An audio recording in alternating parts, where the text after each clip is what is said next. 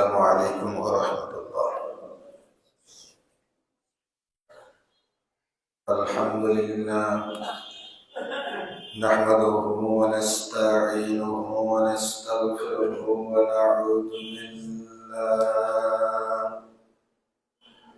ونعوذ بالله من شرور أنفسنا ومن سيئات أعمالنا.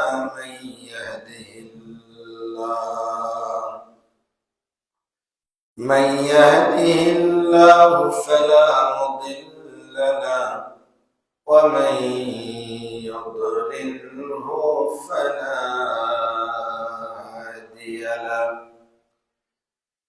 أشهد أن لا إله إلا الله وأشهد أن محمدا عبده ورسوله.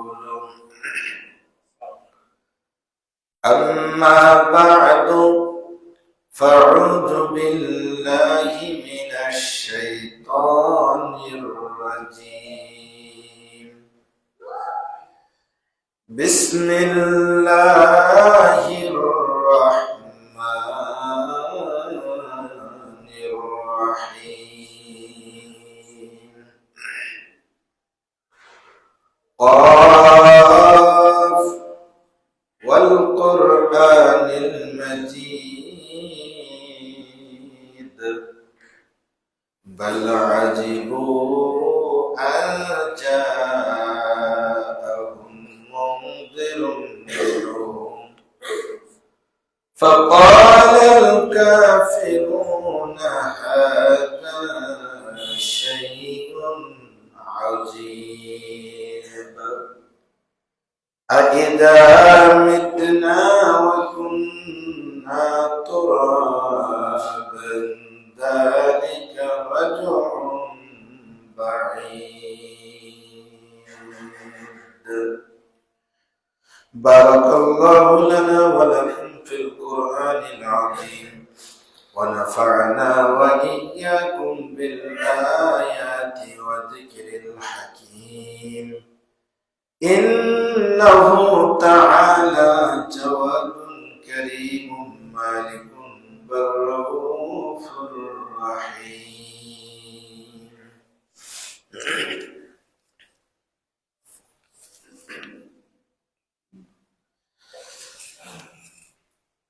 الحمد لله الذي لم يزل عالما قديرا حيا قيوما سميعا بصيرا. أشهد أن لا إله إلا الله وأشهد أن محمدا عبده ورسوله. أما بعد فأعوذ بالله من الشيطان الرجيم. بسم الله الرحمن الرحيم. يا أيها الذين آمنوا اجتنبوا كثيرا من الظن إن بعض الظن إثم ولا تجسسوا ولا يغتب بعضكم بعضا أيحب أحدكم أن يأكل لحم أخيه ميتا فكرهتموه واتقوا الله إن الله تواب رحيم.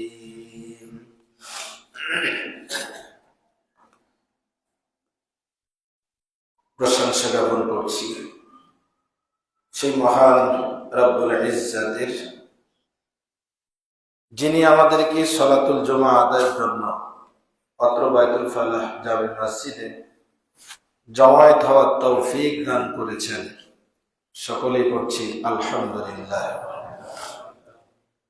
দরুদ ও সালাম পেশ করছি নবী আকরাম, নবী দুজাহান, নবী মুহাম্মদ রাসূলুল্লাহ সাল্লাল্লাহু আলাইহি ওয়াসাল্লামের প্রতি। সম্মানিত মুসল্লি কিরাম, কালামে হাকিমের সূরা হুজরাতের 12 নম্বর আয়াতে কারিমাটি খুতবার প্রারম্ভে তেলাওয়াত করেছি। আল্লাহ তাআলার তৌফিক কামনা করছি, আল্লাহ তাআলা যেন এই আয়াতকে সামনে রেখে কিছু কথা বলবার মতন শারীরিক শক্তি, কণ্ঠস্বরের সুস্থতা, ইলমি যোগ্যতা আল্লাহ তাআলা দান করেন। আল্লাহুম্মা আমিন।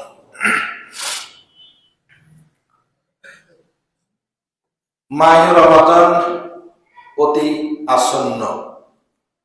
রমাদানের পূর্বের মাস, রমাদানের প্রস্তুতির মাস, পবিত্র শাবান মাস ইতিমধ্যে আমাদের কাছে আগমন করেছে, শুরু হয়েছে। শাবান মাসের শুরু থেকে আমরা 2-3টা জুমা শাবানের ফজিলত, করণীয় বিষয়ে আলোচনা করে থাকি। ইনশাআল্লাহ আগামী জুমায় আমরা এ বিষয়ে বিস্তারিত আলোচনা উপস্থাপন করব। আজকে শুধু এতটুকু বলে রাখি, আল্লাহ রাসূল সাল্লাল্লাহু আলাইহি সাল্লাম শাবান মাস শুরু হলে অধিকাংশই নফল সিয়াম পালন করতেন। উম্মতের জন্য 1 তারিখ থেকে 15 তারিখ পর্যন্ত সিয়াম রাখার পরামর্শ রাসূল করিম সাল্লাল্লাহু আলাইহি সাল্লাম প্রদান করেছেন। আজকে 2 তারিখ, তার মানে আর 13 দিন আছে এই নিসফে শাবান পর্যন্ত। আমরা সাবধানে এই মাসের সিয়ামগুলো পালন করতে চেষ্টা করি। আল্লাহ তাআলা আমাদের তৌফিক দান করুন, সবাই বলে আমিন। আজকে শাবান শুরু হলেও আমরা ভিন্ন একটি আলোচনা করার নিয়ত করে এই আয়াতটি পড়েছি। ভিন্ন মানে আমি আগেও বলেছি যে সমসাময়িক চলমান প্রেক্ষাপট নিয়ে আলোচনা করা এটা ঈমানের দাবি। আপনারা জানেন, আমরা অবগত, বাংলাদেশে ত্রয়োদশ সংসদ নির্বাচনের প্রার্থীদের মাঝে প্রতীক বরাদ্দ হয়ে প্রচারণা শুরু হয়েছে। ভোটের কোনো ক্যাম্পেইন আমার উদ্দেশ্য, লক্ষ্য নয়। এই যে নির্বাচনী প্রচারণা, আমার দৃষ্টিতে যা মনে হয়েছে এগুলো নির্বাচনী প্রচারণা নয়, এগুলো হলো এক একটা পরনিন্দা, গীবতের কারখানা। এই গীবত থেকে, এই পরনিন্দা থেকে আমরা কিভাবে বাঁচতে পারি, আমাদের করণীয় কি, এই বিষয়টি অবহিত করার জন্য আজকের আমার খুতবার বিষয়বস্তু হচ্ছে গীবত, পরিণাম ও প্রতিকার। এ বিষয়ে কোরআন এবং হাদিস থেকে তত্ত্ব এবং তথ্যবহুল আলোচনা উপস্থাপনের চেষ্টা করবে ইনশাআল্লাহ। সম্মানিত মুসল্লি কিরামদের বিনীত দৃষ্টি আকর্ষণ করছি, যেহেতু আমরা ইচ্ছাই হোক অনিচ্ছাই হোক আমরা নির্বাচনী কর্মকাণ্ডের সাথে জড়িত, কেউ প্রত্যক্ষভাবে কেউ পরোক্ষভাবে। সুতরাং এই চলমান গীবতের কারখানা থেকে আমরা কিভাবে নিজেকে হেফাজত করতে পারি, এই চেষ্টা করার নিয়তে খুতবা শুনবো। আল্লাহ তাআলা আমাদেরকে সকল প্রকার গীবত থেকে হেফাজত করুন, আল্লাহুম্মা আমিন। সম্মানিত উপস্থিতি, আমরা পাপ বলতে সাধারণত চুরি, ডাকাতি, জেনা, রাহাজানি, ছিনতাই এগুলোকেই মনে করে থাকি, ভেবে থাকি।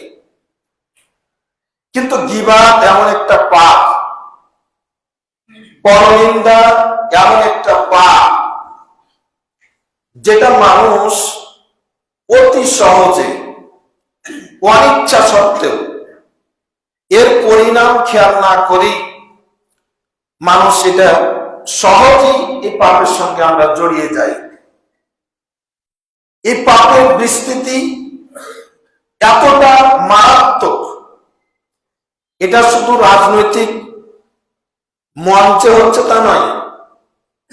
এই পরনিন্দা চর্চা মসজিদের মেম্বর থেকে, মসজিদে বসে মসজিদ থেকে শুরু করে চায়ের আড্ডা, বাজার ঘাট, রেস্তোরাঁ, যেখানে সেখানে এটা ছড়িয়ে গেছে।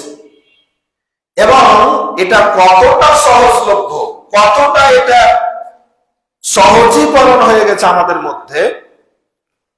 একজন বন্ধু আর একজনের সাথে দেখা হলে আমরা অফার করি, চলেন বা একটু চা খাই, একটু গল্প গুজব করি, চলেন একটু চা খাই আর গল্প গুজব করি। গল্প করবেন ঠিক আছে, কিন্তু গল্পের সাথে যে গুজব, গুজবটা বাংলা ভাষায় এর আগে হলো গীবাত। গল্প চলতে পারে, কিন্তু গুজব, গীবাত মুসলমানদের জন্য হারাম, হারাম এবং হারাম। এটা কোনো মুসলমানদের মুখ দিয়ে বের হতে পারে না, অথচ এটা আমাদের এখন এটা উৎসবের মতো কারবার। গীবাতের সাথে সবাই জড়িয়ে পড়েছে। এই গীবাত থেকে আমরা কিভাবে পরিত্রাণ পেতে পারি, আল্লাহ তাআলা আমাদের এই বিষয়ে কি দিক নির্দেশনা দিয়েছেন আসুন জানার চেষ্টা করি। আল্লাহ রাব্বুল আলামিন সূরা হুজরাতের 12 নম্বর আয়াতে বলছেন, ইয়া আইয়ুহাল্লাযীনা আমানু, হে ঈমানদারগণ, ইজতানিবু কাসীরাম মিনাজ-জান, তোমরা অধিকাংশ ধারণা করা থেকে, ধারণা প্রসূত কথা বলা থেকে, কারো প্রতি বিরূপ ধারণা করা থেকে বিরত থাকো। ইন্না বা'দাদ-দান্নি ইসমুন, কারণ অধিকাংশ ধারণাই হচ্ছে পাপ। ওয়ালা তাজাসসু, খবরদার কারো দোষ খুঁজে বের করার জন্য গোয়েন্দাগিরি করো না, কান পাতিও না, শুনে বেড়ায় না কথা অন্যের। ওয়ালা ইয়াগতাব বা'দুকুম বা'দান, একজন অপরজনের তোমরা গীবাত, পরনিন্দা করো না। কেন? আইয়ুহিব্বু আহাদুকুম আন ইয়াকুলা লাহমা আখিহি মাইতা, তোমাদের কেউ কি পছন্দ করো তোমার মৃত ভাইয়ের, তোমার যেই ভাইটা মারা গেছে, এখন মাটি না দিয়ে ভাইকে গোস করে কি কেউ খেয়ে নিবা? এই চিন্তা কি মাথায় কখনো এনেছো? এটা কি খেতে পারবা? অন্য ভাইয়ের দস্তুরি বর্ণনা করে বেড়ানো, এটা হলো তোমার ওই মৃত্যু ভাইয়ের গোস্ত খাওয়ার মতো। ফাকারিহতুমুহু, যেটাকে তোমরা অপছন্দ করে থাকো। তো ভাইয়ের গোস্ত খাওয়া কি, ভাই মরে গেছে, মাটি দিয়ে কি করব, জবাই করে খেয়ে নেই গোস্ত, এটা যেমন আপনি ঘৃণা করেন, এটা যেমন কল্পনায় আনতে পারেন না, ঠিক আপনাকে পরনিন্দার বিষয়ে এমনটাই কল্পনায় আনতে হবে। আমাদেরকে ওই বিষয়ে ঘৃণা করতে হবে। আল্লাহ তাআলা এই আয়াতে শেষাংশে বলছেন, ওয়াত্তাকুল্লাহ, আল্লাহকে ভয় করো। ইন্নাল্লাহা তাওয়াবুর রহিম, নিশ্চয় আল্লাহ তওবা কবুলকারী এবং দয়ালু। এ কথা কেন বললেন? আমরা এ যাবৎ যা পরনিন্দা করেছি, যা গীবত করেছি, আমরা যদি আল্লাহর কাছে ক্ষমা চাই, যার গীবত করেছি তার কাছ থেকে ক্ষমা চেয়ে নিয়ে আসতে পারি আল্লাহকে ভয় করে, তাহলে আল্লাহ বলছেন আমি তওবা কবুলকারী, আমি তোমার প্রতি দয়া করে তোমার গীবতের পাপগুলোকে আমি আল্লাহ তাআলা মাফ করে দেব। সম্মানিত উপস্থিতি, এই যে গীবত প্রসঙ্গে আল্লাহ তাআলা আমাদেরকে নির্দেশনা, এই আয়াতের মধ্যে গীবত না করতে, গীবতের গুনাহ কি ধরনের এবং এখান থেকে ফিরে আসার জন্য আল্লাহ তাআলা একটা সুযোগ আমাদের জন্য রেখেছেন। গীবত শব্দের শাব্দিক অর্থ হলো পরনিন্দা করা, অন্যের দোষ চর্চা করা, তার উৎসাহ বাড়ানো করা, পেছনে সমালোচনা করা, এটাকে বলা হয় গীবত। শরীয়তের পরিভাষায় গীবত কাকে বলে? আসুন আমরা কোন সাহিত্যিকের ভাষায় নয়, কোন অভিনেতা অভিধান বেত্তার ডিকশনারি থেকে সংজ্ঞা সংকলিত নয়, বরং আমরা সরাসরি সহিহ মুসলিমের ৬৪৮৭ নম্বর হাদিস থেকে আমরা গীবতের সংজ্ঞা জেনে আসি। আবু হুরায়রা রাদিয়াল্লাহু তাআলা আনহু হাদিস বর্ণনা করে বলছেন, আন্না রাসূলুল্লাহ সাল্লাল্লাহু আলাইহি ওয়াসাল্লাম কল, আল্লাহ রাসূল মুহাম্মদ সাল্লাল্লাহু আলাইহি ওয়াসাল্লাম বলছেন সাহাবাদেরকে লক্ষ্য করে, আতাদরুনা মাল গীবা, এ আমার সাহাবীরা তোমরা কি জানো গীবত কাকে বলে? কল, সাহাবায়ে কিরামদের বৈশিষ্ট্য ছিল একটা এমন, রাসূল সাল্লাল্লাহু আলাইহি ওয়াসাল্লাম যখন কোনো কিছু জিজ্ঞেস করতেন আল্লাহ রাসূলের সামনে মুফতিগিরি দেখাতেন না, যেটা আমরা সাধারণ মানুষ হর হামেশাই করে থাকি। শরীয়তের জ্ঞান নাই, আমরা ফতোয়া দিয়ে থাকি, নানা দিন ফতোয়া। সাহাবায়ে কিরাম কি বলছেন? ইয়া রাসূলুল্লাহ আল্লাহু ওয়া রাসূলুহু আ'লাম, গীবত কাকে বলে আল্লাহ তাআলা এবং তার রাসূল ভালো জানেন, আমরা জানি, আপনি দয়া করে বলে দিন। আল্লাহ রাসূল সাল্লাল্লাহু আলাইহি ওয়াসাল্লাম বললেন, যিকরুকা আখাকা বিমা ইয়াকরাহু, গীবত হলো ওই জিনিসটা তোমার ভাইয়ের অগোচরে তার সম্পর্কে আলোচনা করা, যেটা সে কি করে, অপছন্দ করে। আপনার কোন দোষ ত্রুটি নিয়ে যদি আপনার সাক্ষাতে আলোচনা করলে আপনাকে যেমন খারাপ লাগবে, এই আলোচনাটা পশ্চাতে আপনি নাই বা আমি নাই, আমার অগোচরে যদি সমালোচনা করা হয় তাহলে এটার নাম গীবত।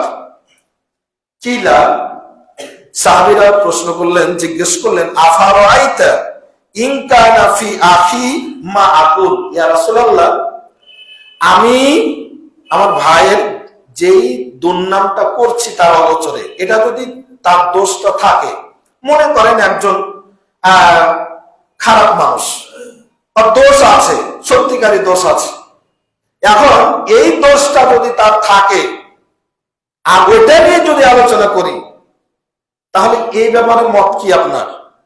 আল্লাহ রাসূলকে বলছেন, আল্লাহ রাসূল বললেন, ইন কানা ফিহি মা তাকুল ফাকাদিবতাতা, যদি তার মধ্যে কোনো দোষ থাকে, এই দোষটা তার অগোচরে বর্ণনা করাটাই হলো গীবত।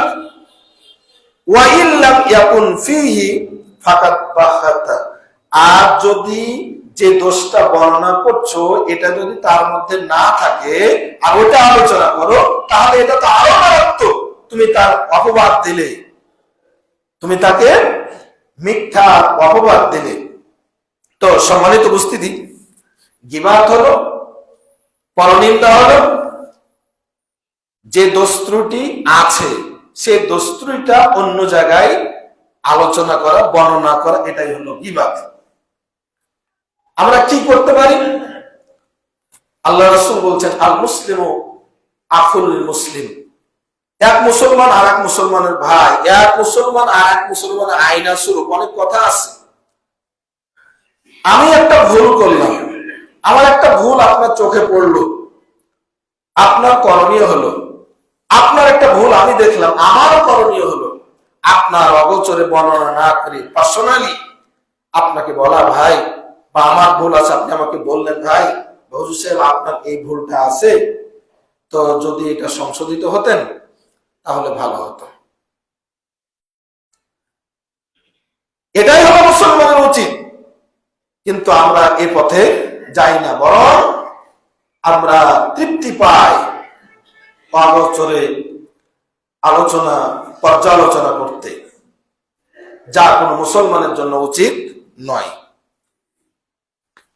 এই যে পরনিন্দা, কোরআনে এই পরনিন্দার মানে প্রয়োগের কিছু তারতম্য আছে, ভাষাগত কিছু পার্থক্য আছে।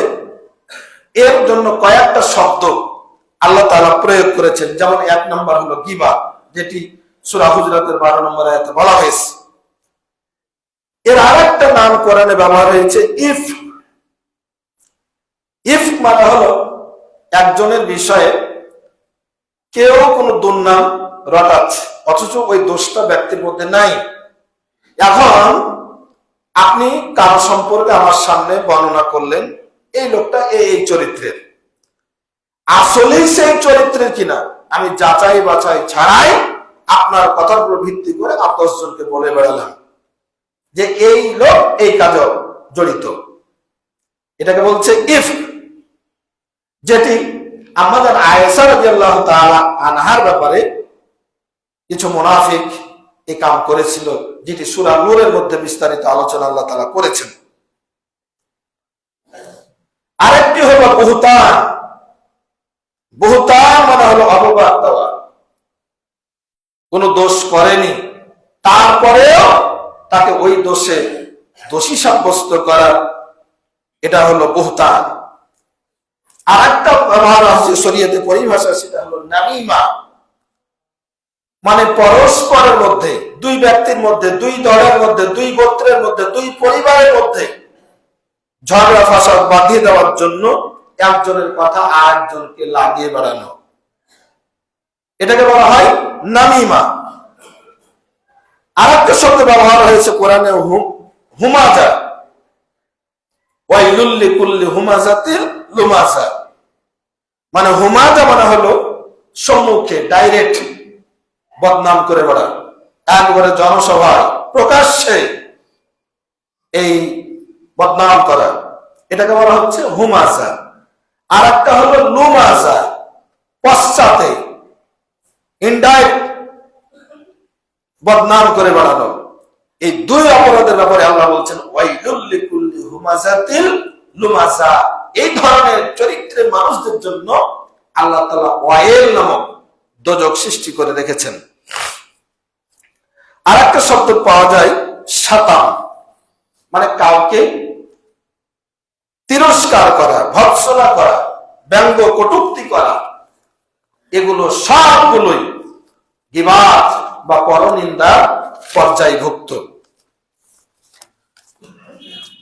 এই গীবাত কোন কোন মাধ্যমে আমরা করে থাকি, আসুন আমরা মাধ্যমগুলো জেনে নেই। গীবাতের মূল মাধ্যম হলো জবান, মুখ দিয়ে আমরা গীবত করে থাকি। সহিহ বুখারী 6477 নম্বর হাদিসে আল্লাহ রাসূল সাল্লাল্লাহু আলাইহি ওয়াসাল্লাম বলছেন, ইন্নাল আবদা লা ইয়াতাকাল্লামু বিল কালিমা মা ইয়াতাবায়্যানু ফিহা ইয়াজিল্লু বিহা ফিন নার আবআদা মিম্মা বাইনাল মাশরিক ওয়াল মাগরিব। নিশ্চয় কিছু বান্দা আছে এমন, লা ইয়াতাকাল্লামু বিল কালিমা, এমন কিছু কথা বলে মুখ দিয়ে, মা ইয়াতাবায়্যানু ফিহি, মুখ দিয়ে এমন কিছু প্রকাশ করে, ইয়াজিল্লু বিহা ফিন নার আবআদা, এই কথার জন্য, এই গীবতের জন্য তাকে জাহান্নামের এত দূরবর্তী স্থানে নিক্ষেপ করা হবে, যেই জাহান্নামের ব্যাপ্তি হচ্ছে বাইনা মাশরিক ওয়াল মাগরিব, পশ্চিম পূর্ব থেকে পশ্চিমের যত দূরত্ব, এত দূরত্বের জাহান্নামে আল্লাহ সুবহানাহু ওয়া তাআলা এই কথার দ্বারা, জবান দ্বারা, জিহ্বা দ্বারা গীবতের ব্যক্তিদেরকে আল্লাহ তাআলা এই শাস্তি দেবেন। তার এই হাদিস থেকে বোঝা গেল গীবতের অন্যতম মাধ্যম হলো মুখ দিয়ে জিহ্বা দিয়ে পরনিন্দা করা। আর একটা গীবাত হলো অন্তরের গীবাত, আমরা অন্তর দিয়ে গীবাত করি। আল গীবাতু বিল কলব হিয়া আন তাজুন্না বিহি সু, অন্তরে কাউকে খারাপ বলে ধারণা করা, সারাক্ষণ নিজের মধ্যে কি খারাপ আছে চিন্তা আমার নাই, সারাক্ষণ আমার অন্তরে মানে গবেষণায় আছি, এই লোকের এই দোষ, এই লোকের এই দোষ, এটাকে বলা হয় অন্তরের গীবত। অনেক সময় ইশারা ইঙ্গিত দিয়ে, হাত পা চোখ কান দিয়েও ইশারা ইঙ্গিতেও গীবত করে থাকে। এমন একটি হাদিস পাওয়া যায় আবু দাউদের 4875 নম্বর হাদিস। আমাদের আয়েশা রাদিয়াল্লাহু তাআলা আনহা হাদিস বর্ণনা করে বলছেন, দাখালতু ইমরাতান কাসিরা, আমার ঘরে একজন বেটে মহিলা প্রবেশ করলো। ওয়ান নবী সাল্লাল্লাহু আলাইহি ওয়াসাল্লাম জালিসুন, আর নবী করিম সাল্লাল্লাহু আলাইহি ওয়াসাল্লাম বসেছিলেন। আমাদের বাড়িতে একটা খাটো মহিলা, বেটে মহিলা আমাদের বাড়িতে আসলেন। রাসূল সাল্লাল্লাহু আলাইহি ওয়াসাল্লামের স্ত্রী বলছেন, নবী সাল্লাল্লাহু আলাইহি ওয়াসাল্লাম ঘরে বসে আছেন, তো ফাকুলতু বিইবহামি হাকাদা ওয়া আশারতু ইলা নবী সাল্লাল্লাহু আলাইহি ওয়াসাল্লাম, আমি রাসূল সাল্লাল্লাহু আলাইহি ওয়াসাল্লাম বলতে চাইলেন, এই কে গো, কে আসলো? তো আয়েশা বলছেন রাদিয়াল্লাহু তাআলা আনহা, আমি রাসূলকে ইঙ্গিত করে বললাম, মানে বৃদ্ধাঙ্গুলে দেখিয়ে, মানে যাতে একটা ইশারা করলেন যে এই মানে বেটে মহিলাটা, বেটে এই খাটো মহিলাটা আসছে। বিশ্বনবী বললেন, আয়েশা ইকতাবতিহা, তুমি তো গীবত করে ফেললে। এই যে ইশারা দিয়ে বোঝাতে চাইলেন যে বেটে খাটো, এই যে ইশারা করে বোঝানোর দ্বারা রাসূল সাল্লাল্লাহু আলাইহি ওয়াসাল্লাম বললেন, এই ইশারাটাকে আয়েশা তুমি তো গীবত করে ফেললে, এর পাপটা কি? তানি আকাসিরা, তুমি যে ইশারা করে বেটে বললে। ক্বালা রাসূলুল্লাহ সাল্লাল্লাহু আলাইহি ওয়াসাল্লাম, আবু দাউদ শরীফের 4875 নম্বর হাদিসে আল্লাহ রাসূল সাল্লাল্লাহু আলাইহি ওয়াসাল্লাম বলছেন যে লাকাদ কুলতি কালিমাতান, আয়েশা তুমি ইশারা করে যেই কালেমাটা প্রয়োগ করেছো, ইঙ্গিত করে যে বেটে ভাবটা তুমি আমার সামনে বর্ণনা করেছো, এটা এত শান্ত পাপ, এটা এত অন্যায়মূলক কাজ তুমি করলে।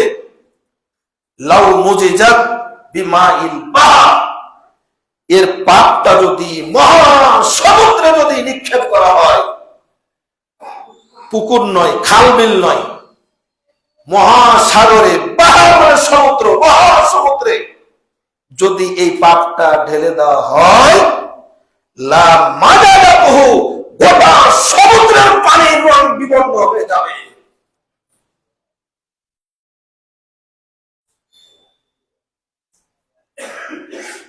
সম্মানিত উপস্থিতি, কোথায় আছি আমরা? এই যে মানুষের দোষ গুণ বর্ণনা যে মহোৎসব চলছে, আমরা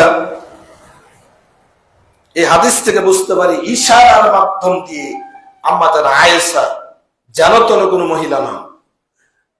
আম্মাজান আয়েশা রাসূল সাল্লাল্লাহু আলাইহি ওয়াসাল্লামের সহধর্মিণী, যারা জান্নাতি, তাদের কাছ থেকে সামান্যতম গীবত বিশ্বনবী সহ্য করলেন না। বললেন, এর ভয়াবহতা, আয়েশা তুমি তওবা করো,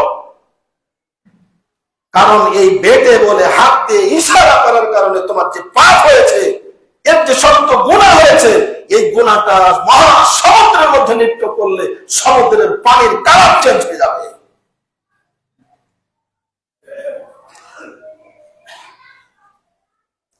গীবতের আরেকটি মাধ্যম হলো লেখার মাধ্যমে। আপনি লেখনের মাধ্যমে, বই পুস্তক লিখে, পত্র পত্রিকার মাধ্যমে, আর এখন তো মনে করেন যে সবাই লেখক, হ্যাঁ, কিছু হলেই মনে করেন গালিগালাজ দিয়ে করে ফেসবুক করে তোলপাড় করে ফেলছে, মানে সবাই লেখক। শোনো,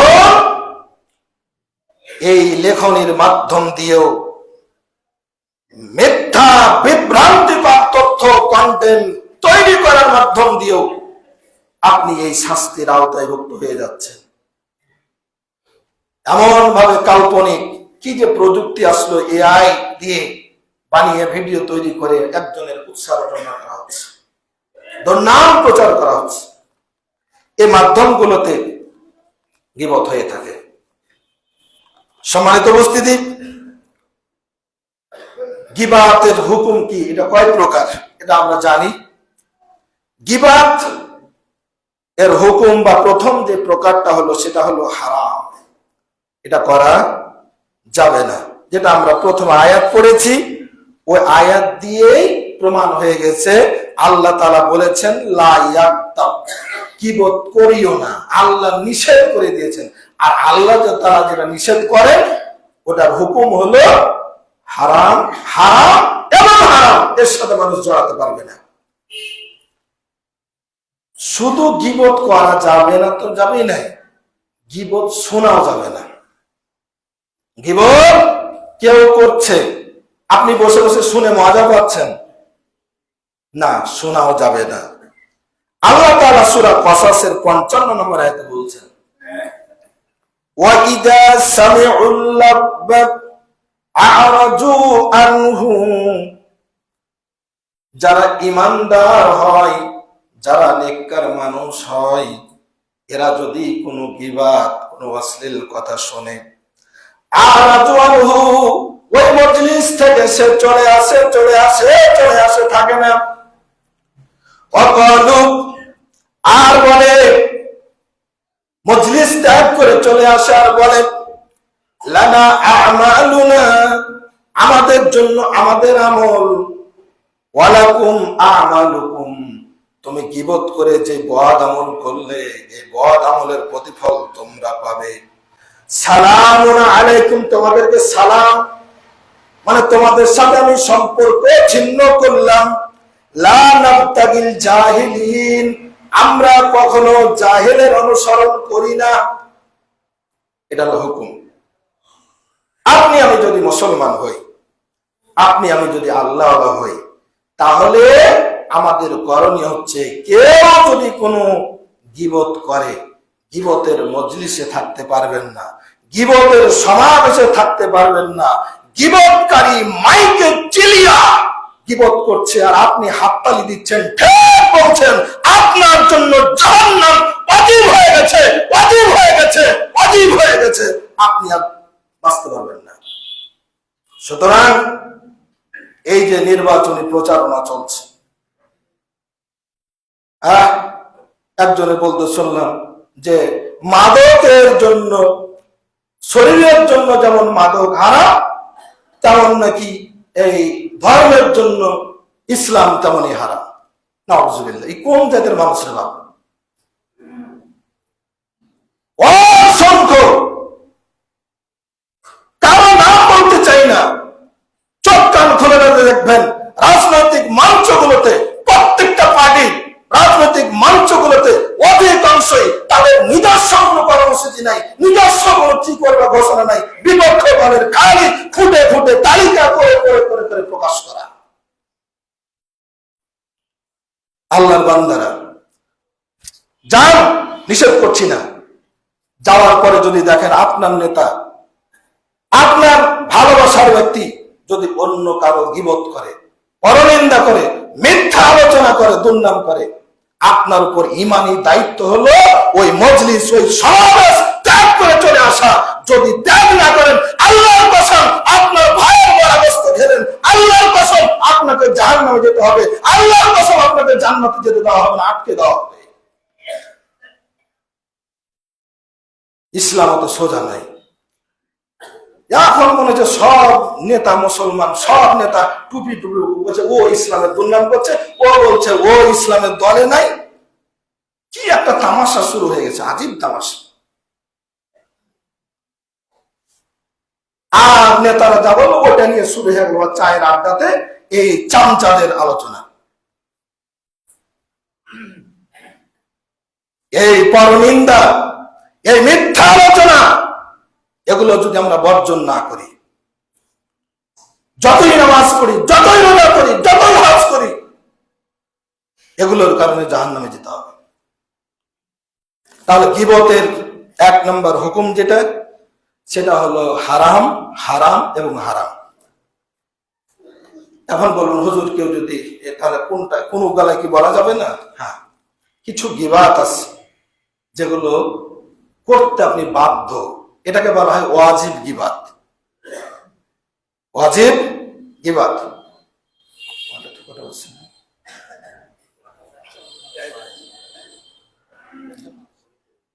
আচ্ছা, ওয়াজিব গীবাত। তো ওয়াজিব গীবাত হলো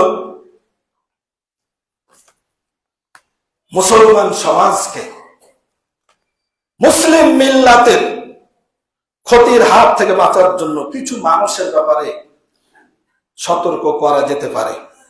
যেমন হাদিসের যে পরিভাষাগুলো আমরা জানি, কোনটা সহিহ, কোনটা জয়ীফ, কোনটা মাউযু, বিভিন্ন হাদিসের পরিভাষা আছে। এগুলো কিভাবে আসছে? একজন মানুষ মিথ্যা কথা বলে, এই লোকটা তার বাস্তব জীবনে মিথ্যা কথা বলে, এই লোকটা কোন একটা হাদিস বর্ণনা করেছে, তো তার সম্পর্কে মুহাদ্দিসগণ বলেছেন এই লোকটা জগতের ব্যাপারে মিথ্যা কথা বলেছে, সুতরাং এর হাদিসটা নেওয়াটা উচিত হবে না, কারণ এই লোকটা দুনিয়ার ক্ষেত্রে যদি এই মিথ্যা বলতে পারে, আল্লাহ রাসূলের নামে মিথ্যা বলতে পারে, সুতরাং তার হাদিসটা নেওয়া যাবে না। এটা হলো জাল হাদিস বা জয়ীফ হাদিস, বিভিন্ন মুহাদ্দিসগণ করেছেন। যেমন ইমাম বুখারীর একটা জীবনীতে পাওয়া যায়, তিনি শুনেছেন অমুক দেশে একটা বড় মুহাদ্দিস আছে, তিনি আল্লাহ রাসূলের একটা হাদিস জানেন। একটা হাদিস শেখার জন্য ইমাম বুখারী কয়েক মাস ভ্রমণ করেছে পায়ে হেঁটে। খোঁজ করে জানার পরে ওই লোকের সন্ধান পেলেন, মুহাদ্দিসের সংবাদ পেলেন, বাড়িতে খুঁজলেন মুহাদ্দিসের কোথায়, তো তিনি দেখলেন যে, বললেন যে বাড়ির বাইরে আছে। যাক, তাকে খোঁজ করতে গিয়ে দেখা গেল তার হাতে কিছু নাই, তার একটা পশুকে তিনি ডাকছেন, যেমন আমরা ছাগলকে ধরার জন্য করে কি বলি না, হাতে কিচ্ছু নেই ছাগলকে ধরার জন্য। ইমাম বুখারী দেখলেন যে লোকটার হাতে কিছু নাই, একটা জন্তুকে ধরার জন্য মিথ্যা ভাবে ডাকছে। ইমাম বুখারী কয়েক মাস ভ্রমণ করে একটা হাদিসের জন্য ওই মুহাদ্দিসের একটা চরিত্র দেখলেন যে একটা পশুকে ধোঁকা দিচ্ছে, তিনি তার কাছ থেকে হাদিস নেননি। যে লোক একটা পশুকে ধোঁকা দিতে পারে, এই লোক আল্লাহ রাসূলের নামে মিথ্যা কথা বলতে পারে, হাদিস নেননি। অনেক মুহাদ্দিস হাদিস বর্ণনা করেছেন, তাদের দোষ ত্রুটিগুলো তুলে ধরেছেন। উম্মাহর স্বার্থে এখন বর্তমানে যে কাজটা করা যেতে পারে, ধরেন আমি মসজিদের ইমাম সাহেব, আমি আল্লাহ রাসূলের নামে মিথ্যা কথা বলি, ভিত্তিহীন গল্প কাহিনী বলি, আল্লাহ রাসূল বলেননি এমন কিছু ওয়াজ আমি করে যাচ্ছি। এখন আপনার জন্য করণীয় হলো, কেউ যদি আপনাকে জিজ্ঞেস করে যে ইসহাক হুজুরের কাছে কি ইলম নেওয়া যাবে, হুজুর কেমন আলোচনা করে, যদি আপনার জানা থাকে তাহলে আপনি বলবেন যে না, ওনার কাছে ইলম নেওয়াটা নিরাপদ নয়, কারণ উনি আল্লাহ রাসূল বলেননি এমন কিসসা কাহিনী মিথ্যা করে বলেন। এটা আপনার উপর দায়িত্ব, এটা কর্তব্য আপনার। আরেকটা হাদিস আমরা কিছুদিন আগে বলছিলাম, আপনার প্রতিবেশী মনে করেন কারো বিয়ে শাদীর ব্যাপার আপনার খোঁজ জানতে যাচ্ছে যে অমুকের ছেলেটা বা মেয়েটা কেমন হবে, মিথ্যা বলবেন না। যদি তার মধ্যে সত্যিকার দোষ থাকে তাহলে আপনার কাছে যখন জানতে যাচ্ছে সত্যটা বলবেন, হ্যাঁ তার কোয়ালিটি এরকম, তার মধ্যে এই দোষ আছে, এই গুণ আছে, বলে দেওয়া জায়েজ আছে। এগুলো হলো কি ওয়াজিব গীবাত, যেন মানুষ প্রতারিত না হয়। এখন এলাকার একজন চিট বাটপার মানুষের টাকা আত্মসাৎ করে, এখন অপরিচিত লোক আপনার কাছে জিজ্ঞেস করলো যে ভাই অমুক আমার সাথে ব্যবসা করতে যাচ্ছে, আমি তার সাথে ব্যবসা করতে চাই, তো লোকটা কেমন একটু বলেন তো। আপনি জানেন যে সে সত্যিকারের চিটার, তাহলে আপনার উপর ওয়াজিব হবে বলা যে তার মধ্যে এই ত্রুটিগুলো আছে। এগুলো বর্ণনা করা শরিয়া অনুমোদন করেছে। আর একটা প্রকার হলো জায়েজ গীবাত, যেমন আপনি মাজলুম, কেউ আপনার প্রতি জুলুম করেছে, অন্যায় করেছে আপনার উপরে।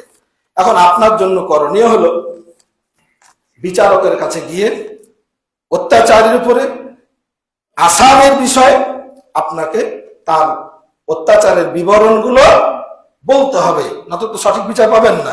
এই বলাটা কি এই ধরনের গীবতটা জায়েজ। সম্মানিত উপস্থিতি, ভয়ানক কিছু গীবত আছে, ভয়ানক গীবত। যেমন সাধারণ মানুষ কর্তৃক হক্কানি আলেম ওলামাদের গীবত করে, এটা ভয়ানক গীবত। আলেম কর্তৃক সাধারণ মানুষের গীবত করা, এটাও ভয়ানক গীবত।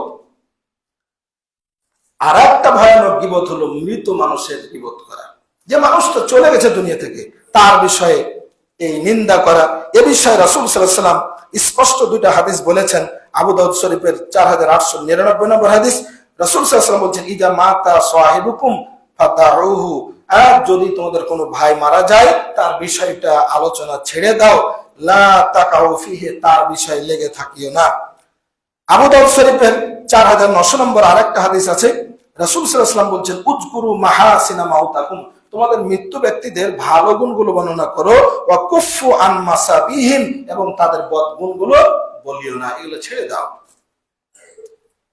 তো সম্মানিত উপস্থিতি, সময় হয়ে আসছে, কথা দীর্ঘায়িত নয়, এতটুকু বলবো, গীবত মানুষ কখন করে? যখন তার মধ্যে আল্লাহর ভয় থাকে না। মানুষ যখন অলস অবসর সময় পালন করে, বেকার যখন থাকে, তখন মানুষ গীবতে জড়িয়ে পড়ে। অধিক ঠাট্টা মস্করা করার কারণে মানুষ গীবত করে। আত্মমর্যাদা অহমিকা থেকে মানুষ গীবত করে। রাগ ও প্রতিশোধ নেওয়ার জন্য মানুষ গীবতে লিপ্ত হয়। শত্রুতা হিংসা থেকে মানুষ গীবত করে। অন্যায়ের প্রতি কুধারণা থেকে মানুষ গীবত করে। নিজের দোষ ত্রুটির দিকে না তাকিয়ে মানুষ কি করে? গীবত করে। নিজের দোষ ত্রুটিগুলো আত্মসমালোচনা করার জন্য রাসূল সাল্লাল্লাহু আলাইহি ওয়াসাল্লাম আমাদেরকে নির্দেশ দিয়েছেন, অন্যের দোষ ত্রুটিগুলো নয়। আর গীবতের মজলিসে যারা বসে থাকে তারা সাধারণত গীবত করে, এজন্য এগুলো বর্জন করতে হবে। গীবতের পরিণাম সম্পর্কে আমরা আবার কিছুক্ষণ আগেও বললাম যে গীবত যারা করবে তারা জাহান্নামে যাবে। রাসূল সাল্লাল্লাহু আলাইহি ওয়াসাল্লাম বলছেন, গীবত হলো জেনার চাইতে কঠিন শক্ত পাপ, তারপরে মৃত্যু মানুষের গোশত খাওয়ার চেয়ে নিকৃষ্ট। গীবত যে করে তার কবরে শাস্তি হয়, এটা প্রমাণিত। রাসূল সাল্লাল্লাহু আলাইহি ওয়াসাল্লাম দুইটা কবরের পাশ দিয়ে যাচ্ছিলেন, দেখলেন যে কবরে আযাব হচ্ছে। আল্লাহ রাসূল বললেন যে এই দুইটা কবরে বড় ধরনের কোনো পাপ করার কারণে এদের আযাব হচ্ছে না। এদের একজনের আযাব হচ্ছে প্রসাবের ব্যাপারে সতর্ক হতো না, প্রসাব কাপড়ে লাগলো কিনা খেয়াল করতো না, এই একটা কারণ। আর একটা কারণ হলো অপরজনের, এই লোকটা মানুষের পশ্চাতে তার কথা ওকে লাগিয়ে বেড়াতো। এই দুইটা কারণে তাদের কবরে আযাব হচ্ছে, এটা রাসূল সাল্লাল্লাহু আলাইহি ওয়াসাল্লাম সাহাবীদেরকে অবহিত করলেন। গীবত করে মানুষের নেক আমলগুলো ক্ষতিগ্রস্ত হয়। গীবতের কারণে ভালো আমলগুলো নষ্ট হয়ে যায়, আল্লাহ কবুল করেন না। দুনিয়া আখিরাতে নিজের ত্রুটি প্রকাশ পায়। আল্লাহ তাআলা, রাসূল বলছেন, আবু দাউদ শরীফের 4880 নম্বর হাদিস, সংক্ষেপ কথা হচ্ছে, আল্লাহ তাআলা রাসূল সাল্লাল্লাহু আলাইহি ওয়াসাল্লাম বলছেন যে কোন মুসলমানের গীবাত করিও না, কারণ যদি তুমি অন্যের দোষ ত্রুটি খোঁজ করে বেড়াও তাহলে আল্লাহ তাআলা তোমার দোষ ত্রুটি খুঁজে বেড়াবেন। রাসূল বলছেন, যদি তুমি কারো দোষ খুঁজে বেড়াও তাহলে তোমার দোষ আল্লাহ খুঁজবেন, আর আল্লাহ যদি কারো দোষ খুঁজেন তাহলে তাকে তার বাড়িতে হলে তাকে ল্যাংটা করে ছাড়বেন, তাকে অপমান করে ছেড়ে দেবেন আল্লাহ তাআলা। সুতরাং নিজের পতন যদি ঘটাতে না চাই তাহলে আমাদেরকে গীবত পরিহার করতে হবে। কিয়ামতের দিন অন্যকে এই গীবতের কারণে নেকি দিয়ে এর পরিশোধ করতে হবে। জান্নাত যাওয়া আমাদের জন্য কঠিন হয়ে যাবে। গীবত থেকে বাঁচার, গীবত করলে সমাজে একে অপরের মধ্যে সম্পর্ক নষ্ট হয়, তারপরে ইসলামী ভ্রাতৃত্ব বিনষ্ট হয়ে যায়, মনস্তাত্ত্বিক একটা অশান্তি তৈরি হয়ে যায়। একজন মানুষের, আমি যদি আপনার গীবত করি তাহলে হাদিসের ভাষা যে আল্লাহ আমার দোষ খুঁজে বের করে দিবেন, আর দোষ যদি একবার খুঁজে ভাইরাল হয়ে যায় তখন কি হবে না, সমাজে মুখ দেখাতে আমরা পারবো না। সুতরাং এগুলো থেকে বিরত থাকি। গীবত থেকে বাঁচার জন্য রাসূল সাল্লাল্লাহু আলাইহি ওয়াসাল্লাম উৎসাহ দিয়েছেন। আল্লাহ রাসূল সাল্লাল্লাহু আলাইহি ওয়াসাল্লাম বলছেন, মান সাতারা মুসলিমান সাতারাহুল্লাহু ইয়াউমাল কিয়ামা। এ মুসলমানেরা, আল্লাহ তাআলা রাসূল বলছেন, কেউ যদি কোনো মুসলমানের একটা দোষ ত্রুটি জানার পরেও গোপন রাখে, আপনি জানলেন কোনোভাবে কেউ একটা পাপ করেছে, কারোর সামনে বললেন না, সাতারাহুল্লাহু ফিদ দুনিয়া ওয়াল আখিরাহ। আপনার জীবনের যত পাপ আছে আল্লাহ দুনিয়া তো গোপন রাখবেন, পরকালেও আল্লাহ কি করবেন, কাছে ডাকবেন। আল্লাহ চাদরের মধ্যে ডাকবেন। আমরা কিয়ামতের আলোচনায় বলেছি, চাদরের মধ্যে ডেকে আল্লাহকে কানে কানে বলবেন, এই বান্দা এই কাজটা করেছিলি। বান্দা ভয় পেয়ে যাবে, সুবহানাল্লাহ, আল্লাহ আমাকে একবার ধরে নিয়েছে। বলছে ইয়ার, তো বান্দা তুই আমার অমুক বান্দার একটা পাপ জানতে কাউকে বলিসনি, এজন্য আমি আল্লাহ তোর জীবনের যা পাপ আছে আমি আল্লাহ এই চাদরের মধ্যে তোর সাথে আমার কথা হয়ে গেল, তুই স্বীকার করলি তো, আমি আল্লাহ কাউকে জানতে দেব না, আমি আল্লাহ এই চাদরের মধ্যে মাফ করে দিলাম। সুবহানাল্লাহ। সম্মানিত উপস্থিতি, আসল আমরা এই নির্বাচনী প্রচারণার নামে গীবতের যে কারখানা, আপনি প্রচার করবেন কেন? উন্নত দেশগুলো তো করে একটাই মঞ্চে, যতগুলো পার্টি আছে পার্টি প্রধান রয়েছে এক মঞ্চে, দর্শক একই। উনি ক্ষমতায় আসলে কি করবেন, ইস্তেহার দিচ্ছেন, এই করবেন। উনি এসে বলছেন আমি পাস করলে এই করব। আপনার নেতাকে বলেন আপনি কি করতে চান, কে ফ্যামিলি কার্ড দিবে, কে কি দিবে, আর দুর্নাম কে করছেন, ও পাচ্ছে প্রতিশ্রুতি দিচ্ছে, দেখ আপনার তো আর বিরোধিতা করার কিচ্ছু নাই। একজন অপরজনের বিরোধিতা, এগুলো মুসলমান সমাজে চলে না। নেতাদেরকে বলবেন, কর্মীরা, নেতারা যদি আমার বক্তব্য শোনেন তাহলে আপনাদের উদ্দেশ্যে বলছি, নেতার কাজ হলো আপনি মানুষকে বলেন আপনারা ক্ষমতায় গেলে এই করবেন, অপর পক্ষে একই কাজ বলবে আমরা এই করব। জনগণ যাকে ভালো মনে করবে, জনগণের দায়িত্ব হবে তখন বাদ বিচার করা, কে সত্য প্রতিশ্রুতি দিচ্ছে, কে মিথ্যা প্রতিশ্রুতি দিচ্ছে, এটা বিবেচনায় নিয়ে ইসলামকে প্রাধান্য দিয়ে, হককে প্রাধান্য দিয়ে সবাই তখন ইসলামের কথা বলছে। একদল বলছে আমরা নবীর মতো করে দেশ চালাবো, আর একজন বলছে আমরা ইনসাফের দেশ করবো। সবাইকে ইনসাফ, আপনার তো আল্লাহকে বিবেক দিয়েছেন, বিবেক দিয়েছেন, বিবেক দিয়েছেন, এই বিবেকটাকে কাজে লাগিয়ে যাকে ভালো মনে হবে তাকে দিবেন, খারাপটাকে দিবেন, তার সঙ্গে জাহান্নামে যাবেন। হিসাব ক্লিয়ার। আল্লাহ সুবহানাহু ওয়া তাআলা আমাদের সকলকে এই গীবত নামক ভয়াবহ জেনার চাইতে কঠিন পাপ থেকে আল্লাহ তাআলা আমাদের নেতাদেরকে হেফাজত করুন। আল্লাহ তাআলা আমাদের এই কর্মীদেরকে হেফাজত করুন। যারা চামুন্ডা চায়ের আড্ডায় যে গীবতের কারখানা বসে, আল্লাহর রাস্তায় গীবত বন্ধ করুন। বিনা প্রয়োজনে চায়ের আড্ডায় যাবেন না। ফাইদা ফারাগতা ফানসাব, আল্লাহ বলছেন যখন তুমি অবসর পাবে ইবাদত আত্মনিয়োগ করো। আপনি একটু সময় পাচ্ছেন, চলেন চা খেয়ে আছে, চা খাইতে যে এখন গীবত ছুটছেন। এই নির্বাচনকালীন পর্যন্ত আপনাদের প্রতি আমার অনুরোধ, আপনাদের ইমাম হিসাবে এই ভোটের চা খেতে যাবেন না, ভোটের বাড়ি খাবেন না। বাড়িতে বসে থেকে চিন্তা করেন কোন লোকটা নেতা হলে আপনার উপকারে আসবে, আপনি তার পক্ষে রায় দেবেন। চা খেয়ে বেড়ে খেয়ে ইমান বিক্রি করবেন না।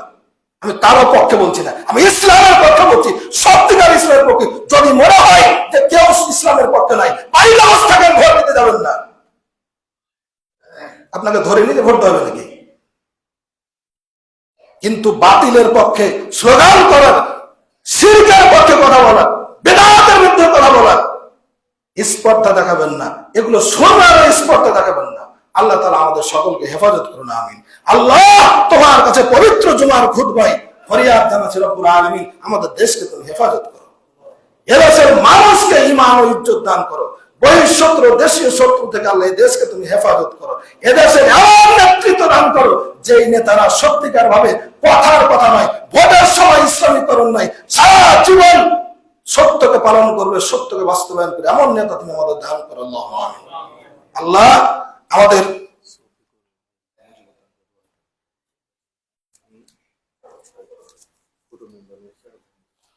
তো সম্মানিত উপস্থিতি, আল্লাহ তাআলার কাছে ফরিয়াদ করছি, আল্লাহ তুমি আমাদের বাইতুল ফালা জামে মসজিদের মুসল্লিদেরকে হেফাজত করো, 5 ওয়াক্ত নামাজি বানায় দাও। নামাজ পড়ে না, বলছে আমি মানে রাজনীতির পিঠে ছুটে বেড়ে ও দিন কায়েম করে ফেলে। আরে যার নামাজ নাই তার কিচ্ছু নাই, যে লোকটা ফজরের নামাজ আসলে উপর কিসের ইসলাম কায়েম করবে? আসুন আমরা নামাজে আত্মনিয়োগ করি, ইসলামের প্রতিটা বিধান বুঝে বুঝে আমল করার চেষ্টা করি। আল্লাহ তুমি আমাদের সকলকেই ইসলাম বুঝার এবং মানার তৌফিক দান করো। কেউ বলছে ও তো ইসলামের দলে নাই, আর ইসলামের দল, তুমি কি ইসলামের দল নাকি? ও খারাপ তো তুমি কি ভালো নাকি? বলার আগে নিজেকে দেখতে হবে, আমি যার দোষ ত্রুটি বর্ণনা করছি আমি ভালো কিনা। যদি নিজে ভালো হয়, ভালোটা প্রচার করেন, খারাপটা বন্ধ করেন, আল্লাহর রাস্তায় এই ধরনের গুজব বন্ধ করেন। আল্লাহ তাআলা আমাদের সকলকে, আমাদের প্রাণপ্রিয় মাতৃ বাংলাদেশকে হিংসাত্মক রাজনীতি, মারামারি, হানাহানি, কাটাকাটি থেকে আমাদেরকে বিরত থাকার তৌফিক দান করুন, আমিন। আল্লাহ তুমি আমাদের দেশে শান্তি নাজিল করো, আমিন। আল্লাহ আমাদেরকে নামাজি বানাও, আমিন। আল্লাহ আমাদের মৃত ব্যক্তি যারা চলে গেছেন দুনিয়া থেকে তাদেরকে জান্নাত দাও, আল্লাহুম্মা আমিন। আজকে অনেক ভাই অনেকগুলো টাকা দিয়েছেন, 1000 2000 করে অনেকগুলো দিয়েছেন, অনেকগুলো নাম হয়েছে, কে কি নিয়তে দিয়েছেন আল্লাহ জানেন। আল্লাহ তোমার কাছে ফরিয়াদ করছে রব্বুল আলামিন, মোটা অঙ্কের বেশ কিছু দান এসেছে, আল্লাহ 500 100 করে যে যে নিয়তে দিয়েছে আল্লাহ তুমি তাদের নিয়তকে পূরণ করো, আল্লাহুম্মা আমিন। কোটে অনেকে গোপনে দান করবেন, আল্লাহ সবার দানকে তুমি কবুল করো।